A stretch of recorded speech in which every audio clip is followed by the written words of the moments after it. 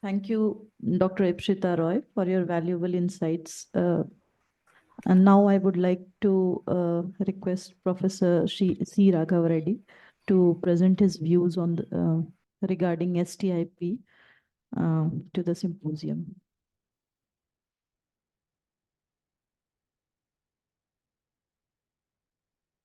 Yeah.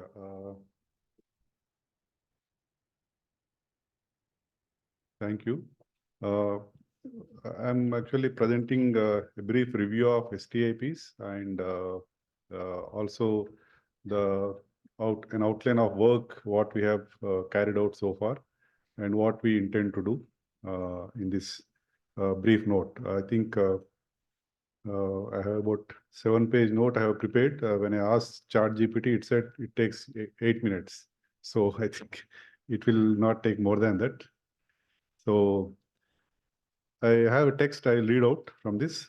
So the growth of science and technology development in India was not without hardships and challenges. The establishment of robust scientific research and sophisticated technological advances came with much hardship and studies efforts of the scientific community and policy direction still now. The journey of science and technology in the independent India reflects significant achievements in certain sectors and not so significant in other sectors. Science and technology lay emphasis on promoting innovations in biotechnology, pharmaceuticals, automobiles, and information technology. The need for self-reliance and indigenous development in the critical technologies encouraged Indian scientific community to engage in high-quality research through collaborative research, public-private partnerships, and international collaborations. By reviewing the SNT policies, we realized that the important feature of SNT policies in India has been the feature of one of adaptation, that is adapting to the changing global scenarios since independence. The first policy recognized the importance of science and technology in nation building and its role in nation's economic development, and thus focused on building scientific institutions. The second policy aimed at technological self-reliance through promotion and development of indigenous technologies. The third policy attempted to bring science and technology together because technoscience was the hallmark of that period. The fourth policy synergized science, technology, and innovation to position India among the top 5 global scientific powers. The fifth policy needs the expertise of academicians, scientists, and research scholars so that the country can come up with the best possible policies which will usher in sustenance, self-reliance, and overall development of the country. India enjoys a comparative edge in human capital thanks to higher education. India is now among the few leading countries in the world in space and atomic energy research. Efforts have been made to increase the use of technological advances in programs that support education, skills, and employment possibilities for women, low-income groups, and rural residents. In India, the use of expensive technologies in education and healthcare has grown significantly in recent years across a range of socio-economic and geographic groups. This had a positive influence on social inclusion and has reduced dependency. With regard to global scenario of STIs vis-a-vis India, a report of UNESCO for International Commission on Education for the 21st Century suggests several measures to enhance research impact in universities and research organizations. It suggests that the teaching learning process may be revisited to meet the global research goals. It calls for encouraging innovation in academic institutions involved in teaching and research. It also suggests for incorporating changes in the institution's STI ecosystem. Another study identifies the characteristics of quality R&D in developing countries. It identifies that the high-quality skills, impact factor, international collaborations as the important indicators for quality research. It argues that government's priority should include encouraging R&D investments and efforts so that researchers can take up emerging and stimulating research areas for their research endeavors. Another study finds significant jump in the enrollment in higher education in Asia in the last 20 years. And it suggests that if the academic goals are jointly combined with research-based approaches, then the STI development would witness a huge jump and contribute to the overall growth of the nation. Another study suggests classification, benchmarking, and robust methodologies as the mechanisms to ensure research on stimulating areas of the science and technology. It also suggests that the collaboration between industry and university needs to be strengthened. The research works in Indian universities has been vibrantly increasing in the last few years, particularly since the UGC and AICT have made PhD as minimum qualification for various posts in the institutions of higher learning and technical institutions. However, the quality of the research has to be seriously improved, and the areas of research which are being taken up need to be well thought so that the research in S&T contribute to innovations and patents in India. A general observation is that since a large percentage of India's population is below the age of 25 years, the government must make efforts to enroll them into higher education and create academic ecosystem for quality research in STIs. India stands fourth globally in terms of research output. I think this was coming out in other speakers' presentations as well. Importantly, between 2017 and 2022, the research output grew by 54%. India published 1.3 million academic papers between the same period, and it is soon going to overtake UK in terms of research papers published. China is at the top with 4.5 million papers, the US with 4.4 million, and the UK with 1.4 million. India's 1.3 million papers generated 8.9 million citations. As a result, India falls behind on citation and stands at 9th place. When we look at the fields of research papers, majority of them are from petroleum engineering and computer sciences, that is about 52.6%, followed by natural sciences, about 36%, life sciences and medicine, about 35%. India's 11 institutions of eminence produced about 150,000 research papers. The present project is related to science, technology, and innovation policies, and it lays special emphasis on understanding the innovation ecosystem in the country. The primary objective of this study is to understand the dynamics of innovation in the institutions of research, as well as outside of it. It identified formal institutions like ICAR, ICMR, DST, DBT, CSIR, and an eminent central university for this purpose. I'm referring to our objective, the CPR at UoH, what it is doing. It also lays emphasis on innovation ecosystem outside formal institutions and identified NIF and STI to highlight the efforts of these institutions in mainstreaming grassroots innovations. As part of the project, research articles on STA policies were critically analyzed and the shortcomings and goals achieved were studied. A review of 5-year plans and their contribution for STA growth in the country has also been done. The review of science, technology, and innovation policies until 2020 has been completed. This review provides a historical understanding of the policies formulated to promote STIs in India since independence. To understand the present innovation system in the country, the study collected data available online in the public domain from identified eminent research institutions and analyzed. The period considered for data is 2017 to 2023. Data were collected on scientific research publications, patents, and R&D expenditure. A field visit was conducted to study the activities of institutions working on the grassroots innovations and traditional knowledge practices like NIF and STI. The objective of this field visit was to understand the process evolved by these organizations for scouting, documentation, verification, validation, and value addition of innovations in the country. Scientists and researchers from agriculture, engineering, human health, and veterinary health, IPR were consulted, and a case study has been completed. STI labs were visited and the scientists were consulted regarding the activities carried out by them. This effort was made with the aim of understanding the process of mainstreaming grassroots innovations in the country. The project study lays special emphasis on patents in the country. It made a critical understanding of the patent scenario in the country. When we talk about the intellectual property, everything related to human knowledge comes under one roof, whether it is related to the filing of a patent, a community's knowledge, geographical indication, patenting a design, trademarks, copyrights. All these protect the knowledge rights of the innovators. For the promotion, development, and funding of patent-related matters, Government of India has created many bodies, such as National Research Development Corporation, an enterprise of Department of Scientific and Industrial Research, Technology Information Forecasting and Assessment Council, patent information centers in 20 states of India have been set up, and cell for IPR promotion and management also has been set up. And some amendments in the IP legislation have been made or have made the task easier, thereby encouraging common people to go for IP filing. And thus it has simplified the process of patenting. So far, the patents rules have been amended in 2016, 17, 19, and 2020, which have removed unnecessary discrepancies by means of the use of information technologies, the inclusion of some necessary software for patent examination. The task has become easier. In the last couple of years, the patent examining works have become a little faster than before, which can be seen by the data released by the IPO in their annual reports, showing the number of patents disposed, granted, and examined. But it may be said that the patent agencies need skilled staff for the work process to be quicker than now.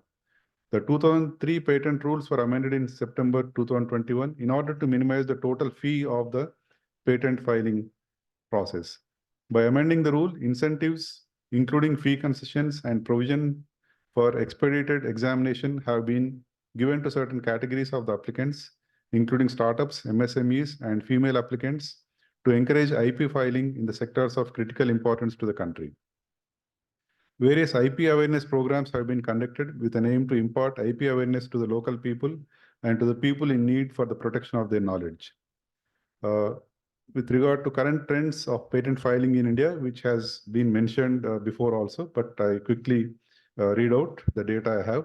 The records of the year 2021-22 show that the overall filing, including patents, designs, trademarks, copyrights of applications for various IPRs is about 5,68,049, which has been higher when compared to the previous year, which was 5,28,471. which shows an increase of 7.5%. If you talk only about the patent applications filed, excluding other things, it has increased from 58,503 to 66,440, which shows an increase of around 13.57% when compared to the previous year. The increase in filing of patents is a result of the digital processing, IP-related awareness, and the reduction in fees of the overall process. The amendments done in the recent legislations have given more flexibility and encouragement to the beneficiaries and the research and educational institutions. There has also been a feedback mechanism to engage with the stakeholders for their suggestions on improvement with respect to issues related to functioning of IPOs. Out of total 66,440 applications filed, the number of applications filed by Indian applicants stood at 29,508, which shows 21% increase over the last year's figure of 24,326. Domestic filings is 44.41% of the total applications filed as compared to 41.5% during last year. Thus, in consistency with the growing trend in previous years, in 2022, applications filed by Indian applicants have shown a remarkable increase. The number of applications filed by foreign applicants during the year has shown a growth of 8.06% as compared to the number of applicants filed during 2020-21. When we look at the states, Tamil Nadu occupies the highest number of patent applications filed in the last year, while Maharashtra and Uttar Pradesh are on the second position of applications filed, and Assam at the last position. Trends also show that applications filed by private institutions are apparently more than the central government and state-funded institutions. Among the institutions, CSIR was at the top, followed by DRDO, and at the third position was L&T Technology Services, and ICR held the fourth place. Despite all the improvements, the patent examining agencies still need more skilled staff, as it takes more than 3 years for granting a patent in India vis-a-vis, or when we compare with other countries like the USA, UK, and Japan, where patents are granted within 12 to 18 months. We have collected data from the just now mentioned institutions with relation to research publications, patents obtained, and also grants in aid received for funding. I have this, I'm not talking about this data. I'll just skip this and then move to the conclusions. A holistic effort is required for development of science, technology, and innovations in India. As the accessibility of internet is increasing, the question of equity, inclusivity, and democratization of scientific ideas is arising. More creative platforms with an ecosystem for the dialogue between citizens and policy experts is required for the development of socially appropriate technologies. The research work should move in the direction of the requirements of national importance.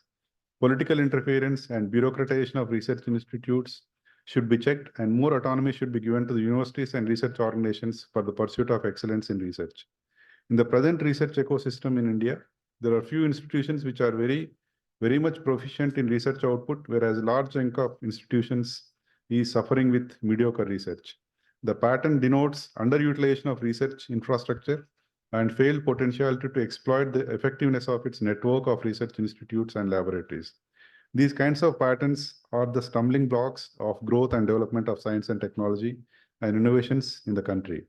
A robust ecosystem enabling dialogue between research institutes, universities, and civil society organizations is much needed to bolster the process of innovation and scientific research.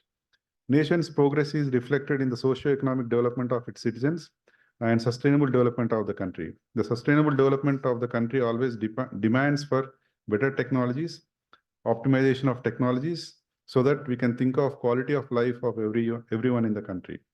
There arises the need of continuous research and development activities, particularly the research works that enable improvement and optimal use of resources. There are numerous research areas over which scientists and researchers have been doing their research work for a long time. But the research impact has to be seriously assessed in such a manner that the outcome is really helping the common masses in improving the quality of life. The road ahead is long but promising for India's efforts towards STIs. Thank you.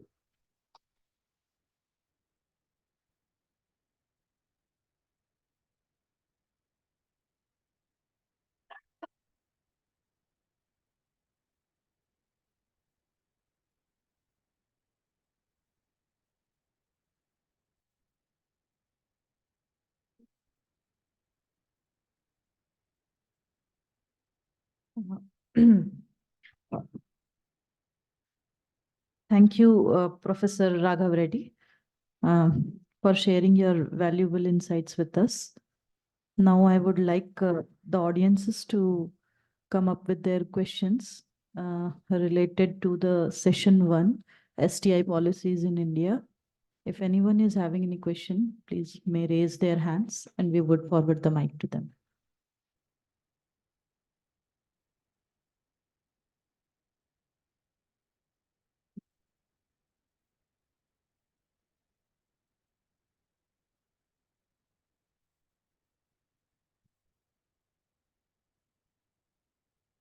Okay, so looks like people don't have any questions to be asked. Acha, okay, one person is there. Thank you, sir. Thank you for an insightful session. My question goes to Professor Hari Babu, sir. So Professor Hari Babu mentioned various issues which prohibits the development of science, technology, and innovation in our nation.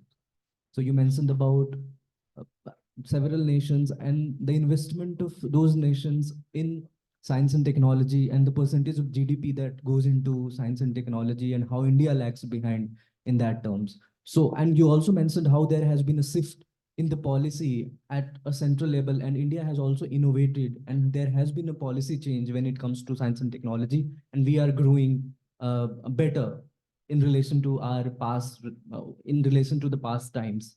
So my question is, I mean, there has been policy changes, there has been a growth in development of science and technology, innovations, etc., etc. Still, we lack uh, far behind what global average is and where developed nations are.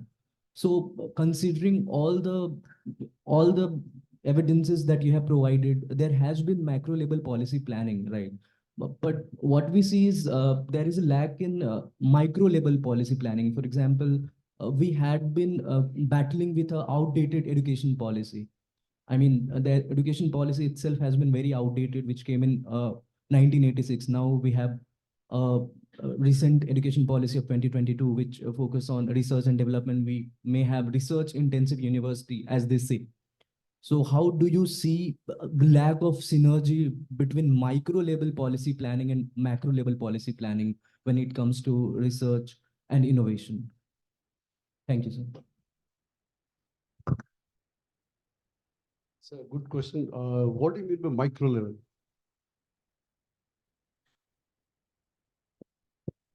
Sir, for example, when it comes to patent filing has increased due to reduction of fees. I mean, we have legislations, regulations, Yeah. which govern this patent. So this is the micro level planning. Yeah. But even in our university, there is an innovation cell. Yeah. They have a funding, but they don't know how to utilize those funds. And even the infrastructure, for example, research university will come up when there will be implementation of national education policy. But right now, since we have the infrastructure which caters to basic research, but advanced research is not at that level. So that is what a micro level. Okay, in that sense. Yeah. I think at each institution level, you mean. Right, right.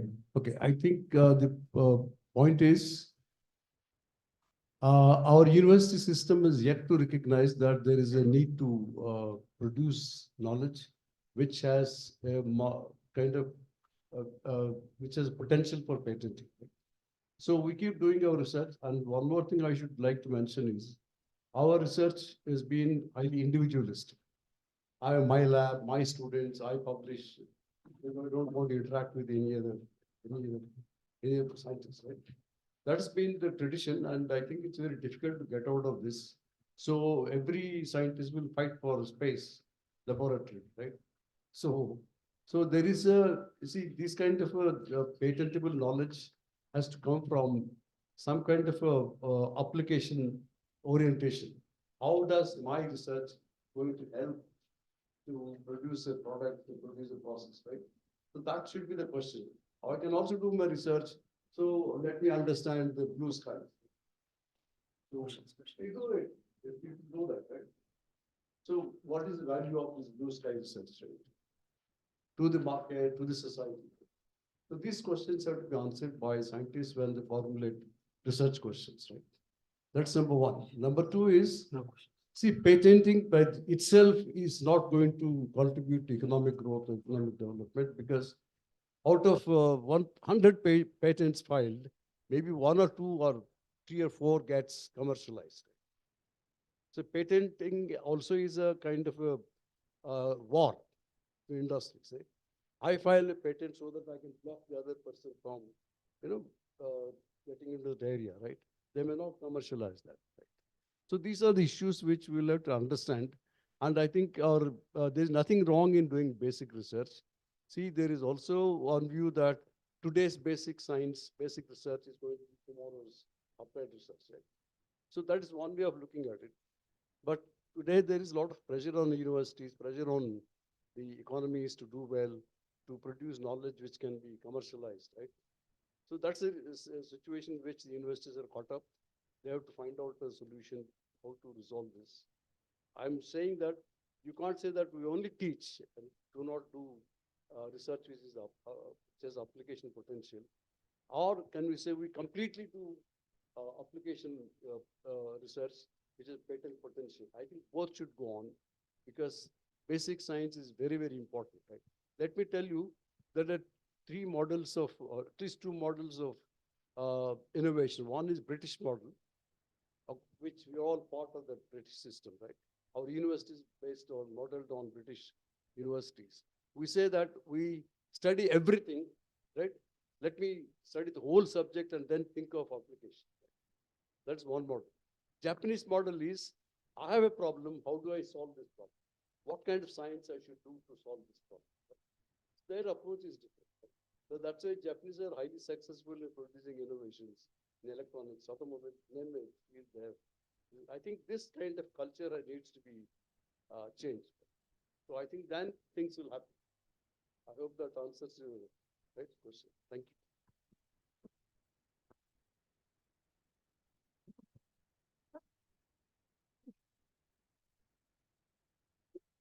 Any more questions? You have some observations? We have Professor Manohar Rao with us, who is also an eminent scholar in the area of science, technology, and society studies and policies. He was also joint faculty with the Center for Knowledge, Culture and Innovation Studies. Sir retired from Department of Economics recently. Sir.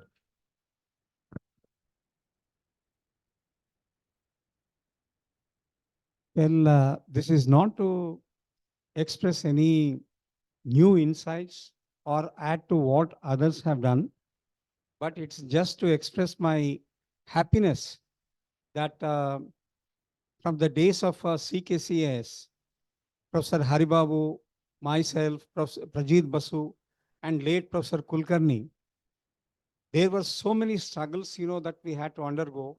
And today, Center for Policy Research, with the support of Department of Science and Technology, is the first program, I think, is wonderful program, and the keynote speaker, Professor Rishikesha included, and all the other speakers, Professor Ravi Srinivasan, Professor Haribabu himself, and Dr. Ipshita Roy, they have done a wonderful job. I just wanted to take two issues other than what they have covered. In the current period, we are actually facing challenges not about innovation in terms of whether applying at the micro level or macro level, but it is about taking up the challenges that we are facing in the current scenario. Particularly, I would like to take up the post-COVID-19 period. The whole policy pretext has changed substantially all over the world, not only in our country. But currently, we have announced that our first challenge is to take up our growth rate to a higher level and at least achieve $5 trillion economy in the next few decades. If we have to do that, the kind of data that Professor Hari has given extensively, whether that kind of R&D and GERD will it take us further? For that, I think first and foremost, we have to prioritize the pathways and prioritize the pathways into different sectors, and particularly the sectors that we are now actually facing is health sector. In the health sector, we have not come out with any perfect policy perspective. Even after 4 years of COVID, though we have boasted that we have really given us challenge in the world competitive era by, increasing our vaccine potential and increasing it. But that we have not actually cogently, constructed into a policy preset. That's one. And second, see, when we are talking about policy, we should not give up the basic policy that we have started. Though, of course, in the current context, various new modern, as Raghava also said, AI and all these, issues, and Professor Ravi also mentioned about AI in detail. I think the AI is still in the making. It will take a long go. Here, I would like to take the approach that a non-scientist, but a great philosopher, Professor Noam Chomsky.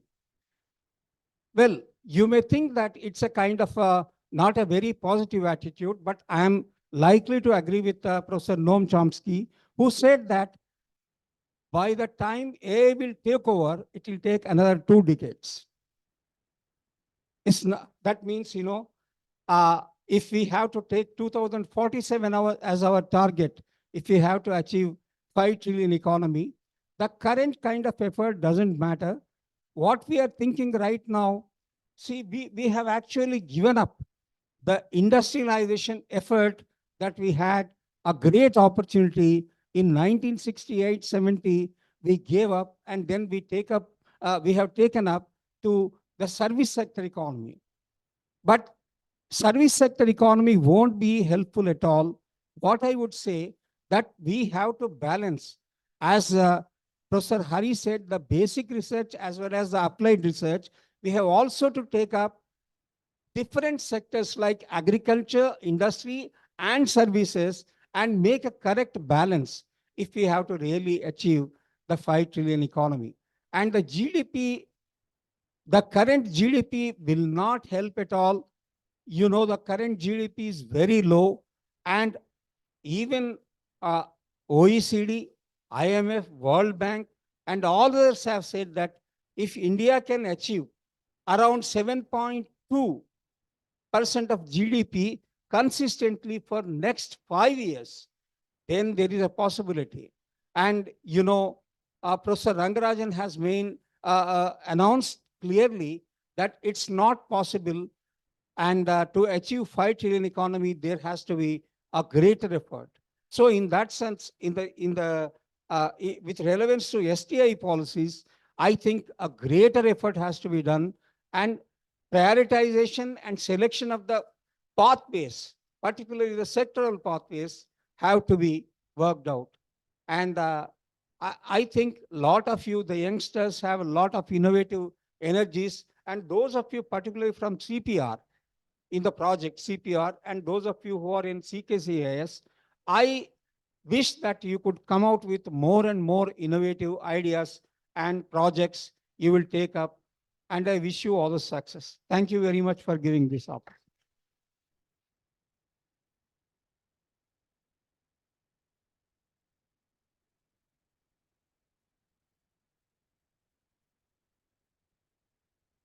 Yeah. So, thank you. This one, I will say.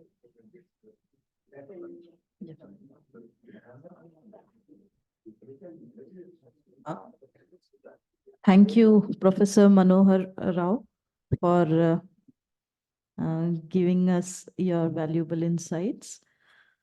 Now, I would like to thank everyone for being with us during the session 1 on STIs in India.